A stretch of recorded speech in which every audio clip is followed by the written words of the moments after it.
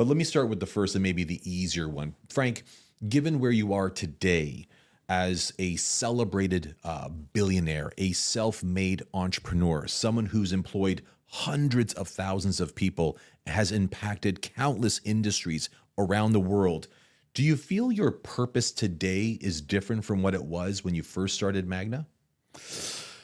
No, when you start when I started out, my drive, my desire was never to be hungry anymore. I had no other thing. That was my okay. And then when you're not hungry anymore, then you lean back and say, "Gee, do you remember when you were hungry? Do you want to see people being hungry?" It's a very eerie feeling, right? If you have the ability to bring about change, you don't do anything. Okay, so it's so that comes at the first desire, the first things you gotta do. You know, you gotta stay healthy yourself. If you're not healthy, you cannot be of any help to anybody, right? So the number one, that's why I'm always saying to the students, focus on the day to stay alive, but leave the door open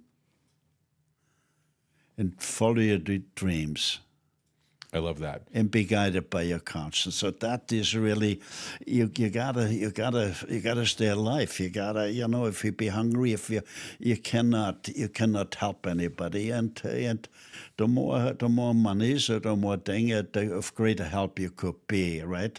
And there are good rich people which are very but they might not have connected yet. What can you do?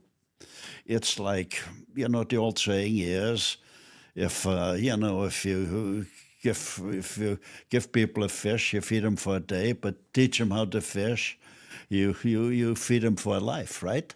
So we have been missing that, huh? Yes, we have. There's quite a few good which give, but they've been missing the boat. We got to let them participate when we bake the economic pie. And we gotta realize they entitled, everybody would get a bigger slice. Even the rich would get richer. But let the workers get rich too.